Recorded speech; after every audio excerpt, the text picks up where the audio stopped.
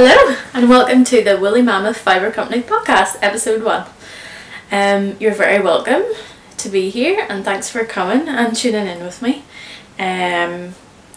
So most of you probably know me as Woolly Mammoth Fibres on Instagram. Maybe some of you have purchased some of my yarn, or maybe you just know me from life, I don't know. But anyway, thanks for coming, and I guess I should introduce what this podcast will be about. So I'll be talking about all the regular things like what I'm knitting, works in progress, finished objects, yarns that I like, and yarns that I'm dyeing probably. As well as that, I'd like to talk a little bit about wool production. Definitely some of the more experimental dyeing, natural dyeing that I'm doing.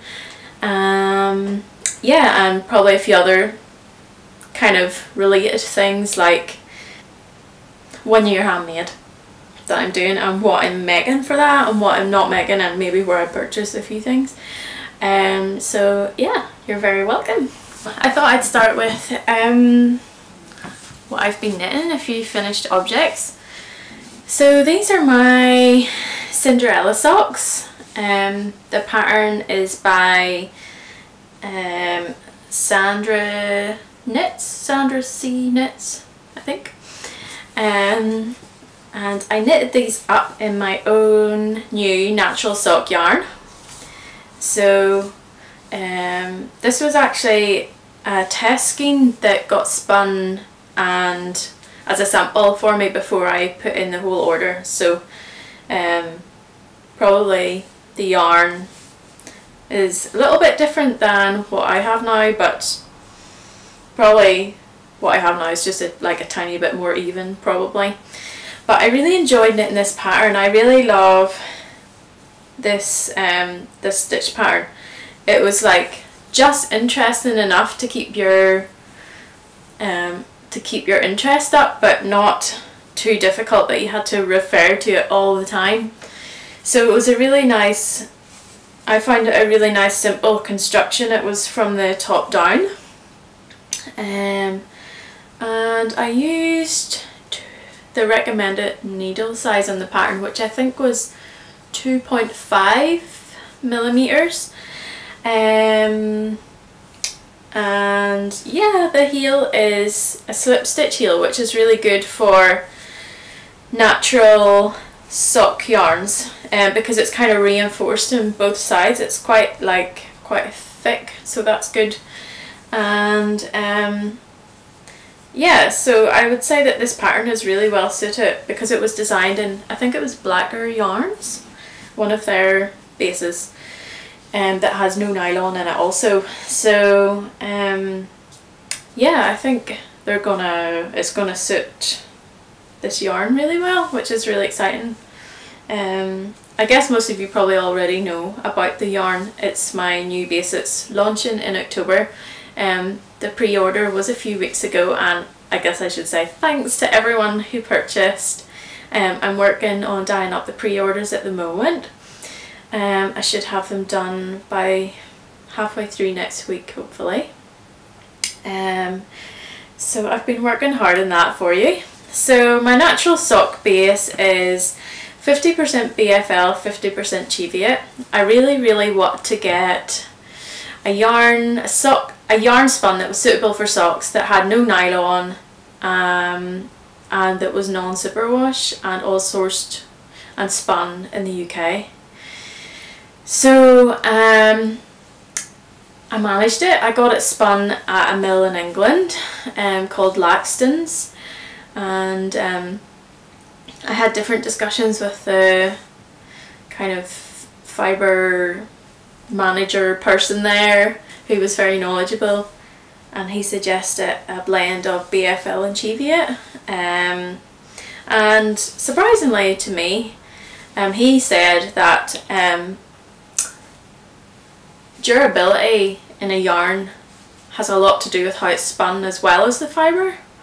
So I was saying, oh, maybe we should have like a a sock yarn that is like a 3-ply rather than 2-ply because it would last longer, wouldn't it? And he's like, no, it won't, because the 3 strands will wear out quicker. I don't know, he explained it to me why, I can't remember what he said now, but he was like 2-ply is definitely the way to go. So yeah, I guess because a 3-ply yarn is more rounded, it's more susceptible to kind of wear out quicker if it's rubbing against something, because it's more round rather than more flat. So yeah, so I'm really pleased with how my yarn turned out, and it dyes up really nicely and it feels really woolly. Like, it does feel like a woolly wool. Yeah, and I'm finding more and more that that's really, well, it's basically all I've ever knitted with. I've knitted with a few superwash things, but I just love the feel of non-superwash. Like, you can really feel the wooliness in it, which I love. And I love the way the fibres in non-superwash, they kind of, if you've noticed in superwash garments, the fibres don't really like stick together, which is obviously the point of them because they don't felt in the machine. But I think obviously because the fibres in non-superwash kind of, they don't felt necessarily, but I feel like they kind of, they can, I don't know, they kind of meld together in a really nice way, which contributes a lot more to the warmth of the garment or sock. And yeah, so I really, non-superwash is definitely my thing. It's just a very cozy and very warm, and that's what you need here, and it's really good. I guess if you lived in a hot country, maybe superwash would be good. But also then you have to think about the breathability, like the natural fibres that aren't superwash breathe really nicely, and they have better breathability qualities. So yeah, so that's a little bit about my sock yarn. And yeah, so probably some of you will wonder about the sock blockers. They're really, I bought them from P4 Chen on Instagram, Patricia Ann, and they're made in Norway I think, and she made them from wood that was on her farm, and she got them laser cut, and yeah, they're absolutely lovely and they look beautiful just hung up in a wee nail. Really nice. So that is my socks. Oh, well, that's basically my only finished object. I'm not the fastest knitter in the world. So yeah, so I want to show you a little test knit that I was knitting for Katrien Growing Wild Things on Instagram. A little pair of baby bloomers. Aren't they so cute?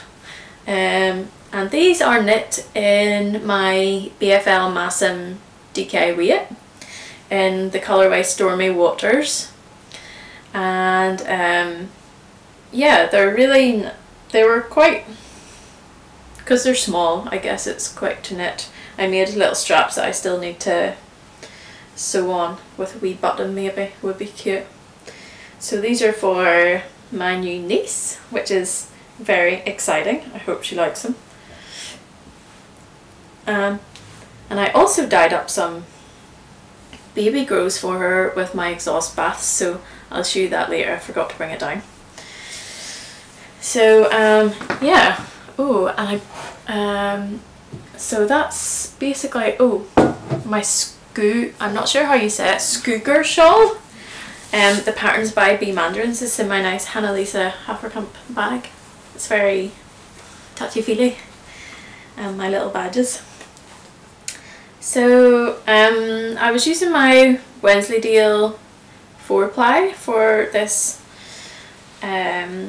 shawl, and it's quite large. Well, is it? I'm not sure. Probably not. So it took me quite a while to even knit this, and I'm at the point now where I'm about to start the dropped stitch section, which I'm kind of slightly freaking out about. I watched a tutorial and I was like, I don't think I could do it. It looked really hard. So I've just stuffed it in a bag, this one, and I'll probably look at it when I have like a day free to really concentrate on it, because yeah, I'm not so experienced that I can just remember things like that. I'm probably quite an intermediate knitter. I started knitting actually when I was at university.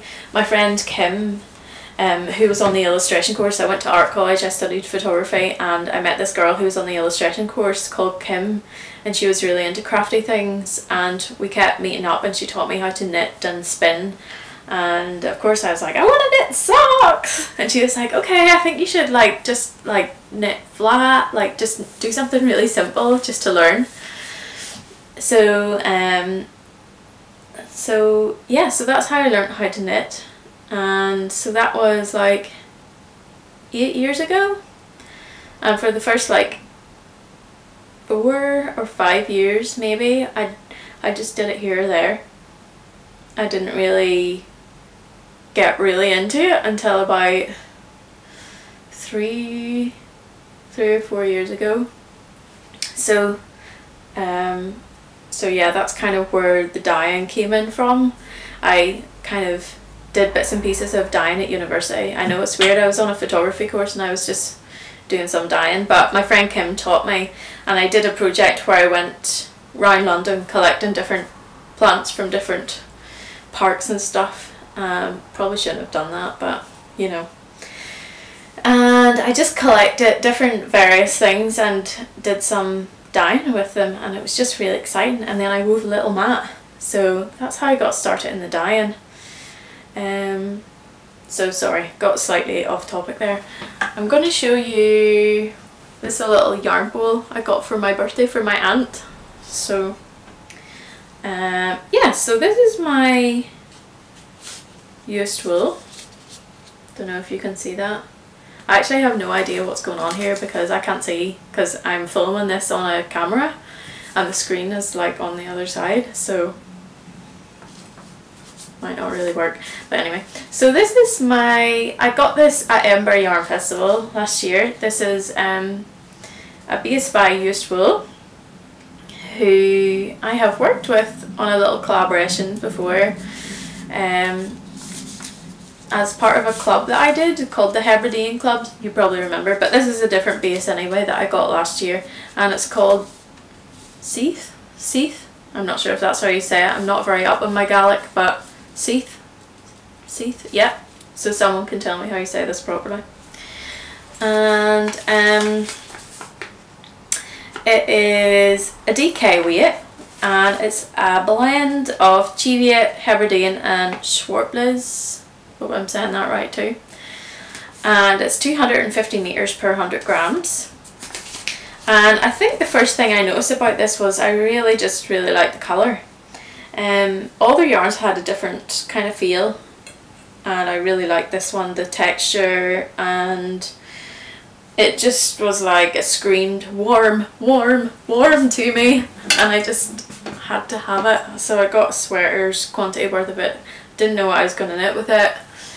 And then I spotted the Weekender by Andrea Mowry, and I was like, oh yeah, this is good for it.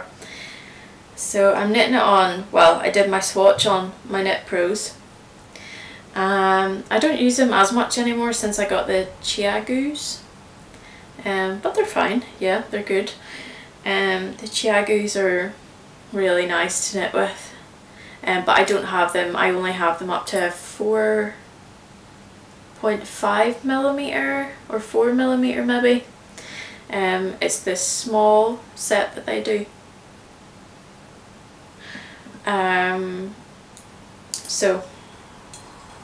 So yeah, you can kind of see it's a really nice fabric. Perfect weight for a nice warm sweater. Doesn't feel like too thick. It it moves quite nicely, the fabric. Now I'm no knitwear designer, so but yeah, so I actually love grey wool. I don't dye grey that much because there's so many like natural shades in grey, and it goes with everything. It'll hopefully go nicely with jeans and maybe this skirt. I'm not sure, maybe it would be all too quite baggy looking. But yeah, so the cake of it is absolutely massive. I caked it up and look at the size of it, it's humongous. 100-gram cake, it's like absolutely massive. And yes, so I went to start the pattern last night to cast on, and the first thing it said was tubular cast on. Hadn't a clue, so set it back down again and thought, oh, I need to be more awake for this. Need to do some research on YouTube and see how to do a tubular cast on. So but I quite like just looking at it sitting in the bowl. It's quite pretty. So that's one thing. I'm just going to check that this is all recording because I have no idea.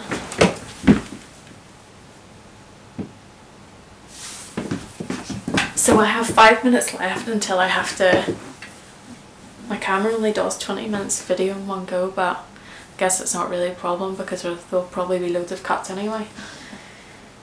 So yeah, I'm going to show you some of my dyeing now. This is my new favourite colourway, called Damson,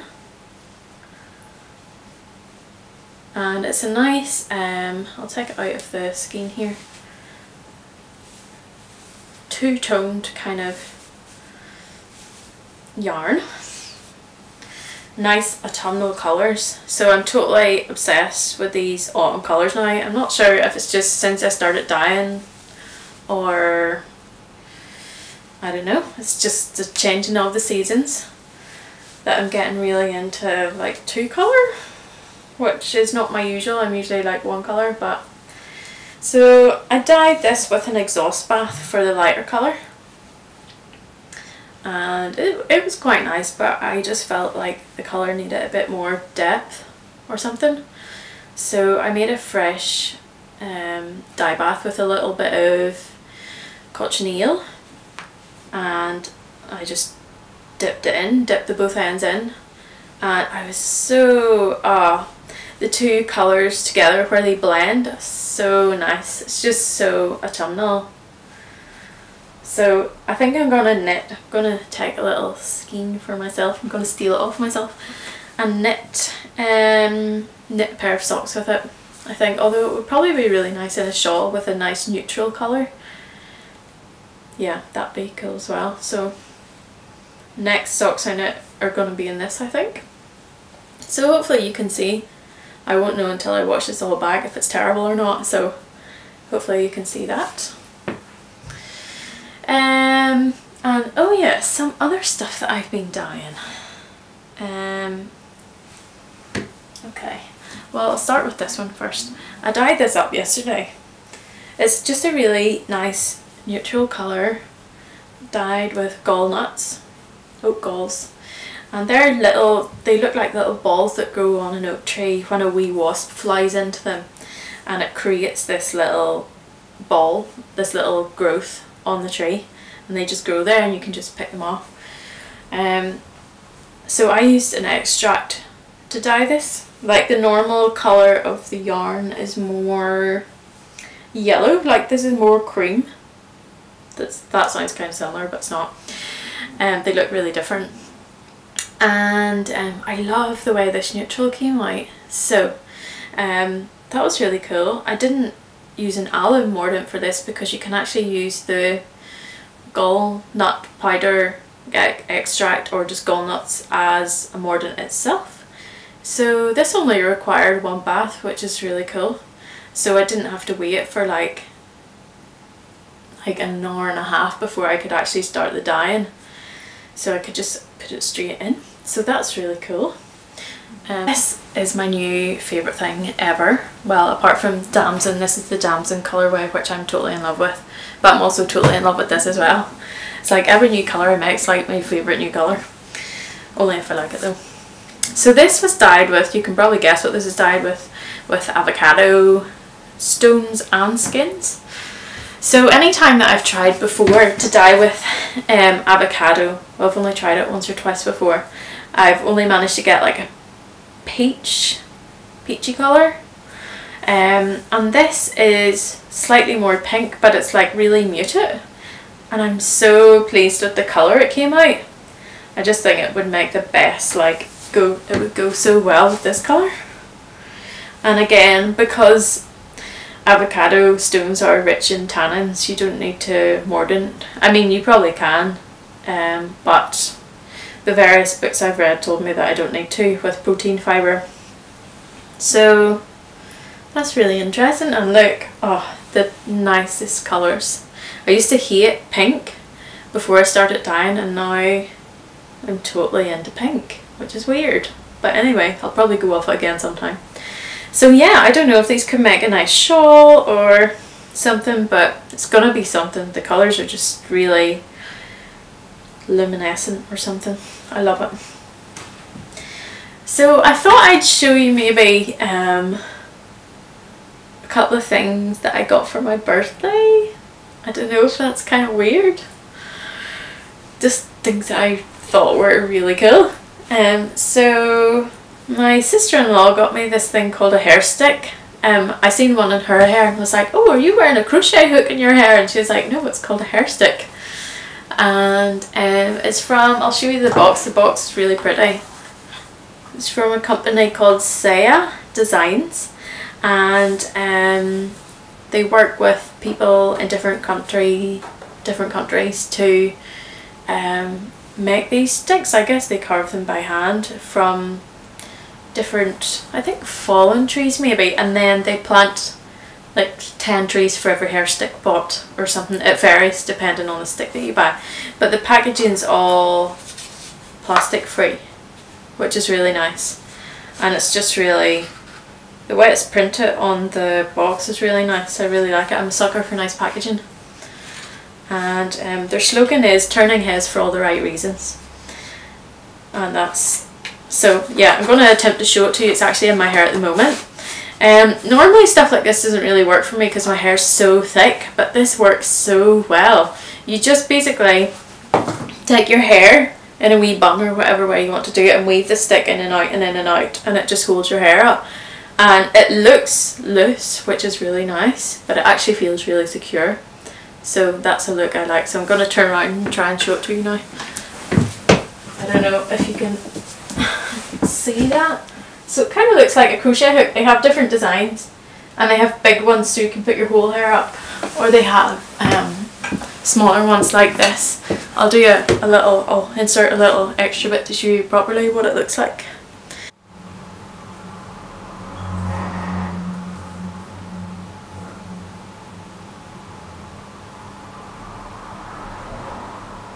So yeah, it kind of eliminates the need for hairbands, but I do have one on my wrist already.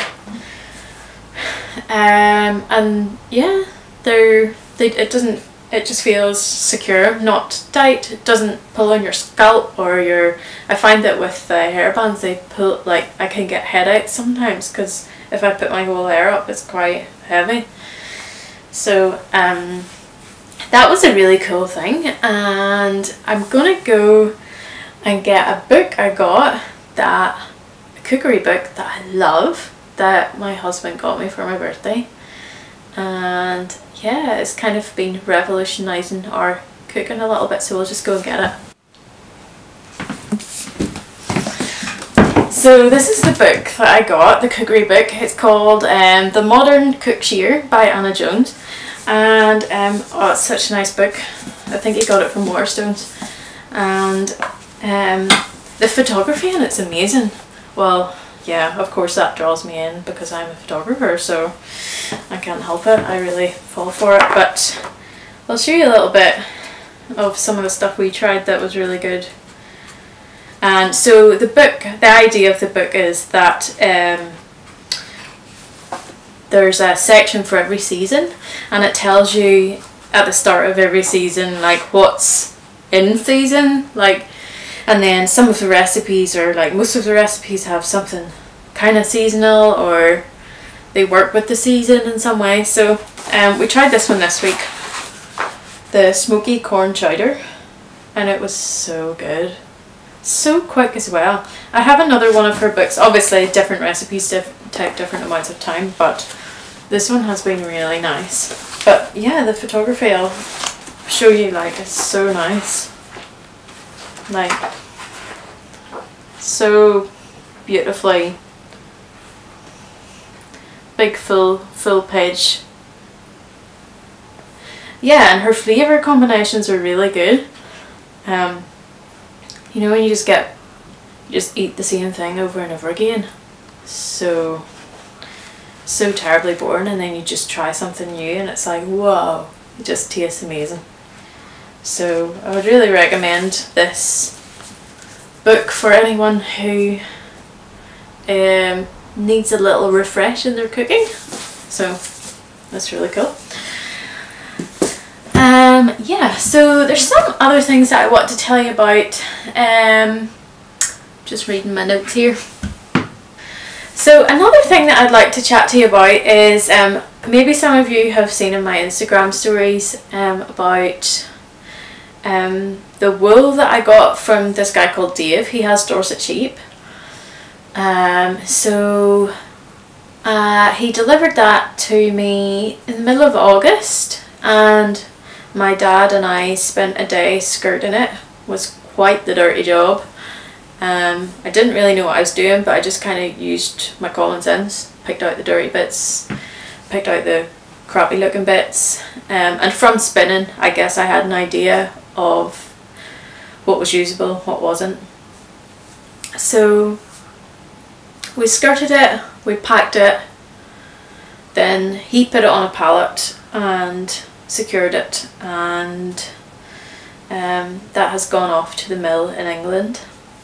And so Dave has Dorset sheep. He got a few of the fleeces, came from a little boy in the school that he teaches in who also keeps sheep. He's quite the entrepreneur apparently, and he has some Dorsets too, so it's going to be Dorsets from those two flocks. And I also got some alpaca fibre from a girl I know, and also from her friend. So I got like 5 kilos of alpaca. And originally I wanted just Dorset on its own, and then when I phoned the mill, the man said, oh, I don't know, it might be too coarse, and I was kind of like, oh I don't know, like, just kind of want the sheep wool. But anyway, so I went with his suggestion and got some alpaca, and it's from Northern Ireland, and the alpaca is all from Northern Ireland, so they're very, like, yeah, they're kept as pets basically. They're well loved and well cared for. And the Dorset fleece, Dave is a friend of a friend. We have a mutual friend, and he teaches in a school in Northern Ireland, but he lives in Donegal, which is actually in the Republic of Ireland, and that's where his sheep are. So yeah, so it's kind of as local as it can be, I guess, but I would really like to do something that's like in a 10-mile radius. That would be kind of cool, to get the fibre from really close by. But I'm working on it, maybe next year. So yeah, so all the animals are basically, I think they're basically kept as pets pretty much, or like, yeah, they just Dave keeps his sheep because his two girls like looking after them, I think. So yeah, so it's not like a big business or anything, they just keep them for fun. And so yeah, that's where your fibre will have came from. So it's totally traceable. I could take you to the place where it comes from. So that's really cool, and I feel like that's a step in the right direction as to where I want my business to go. And as I get more into wool production, that's the steps, that's more where I want to go. So I want to be able to kind of work with people who live around me, close by, people that I'm friends with, or we have a mutual friend, or they know somebody that knows someone. I'd like to work with them to create yarns that were reared here. So that's kind of my, I guess that's kind of my aim, and that's my vision for Woolly Mammoth Fibre Company. That's where I see it going. Of course I'll keep the other bases, but I think it'd be really cool, and it makes a lot of sense to use what's here, and people aren't really doing it, so that's what I want to do. It'll probably take a wee while to build up all the network of people that it takes to be involved in that. So yeah, so I've sent the yarn off to this mill in England. I'm hoping to have it back early next year, February, March, could be April, I'm not sure.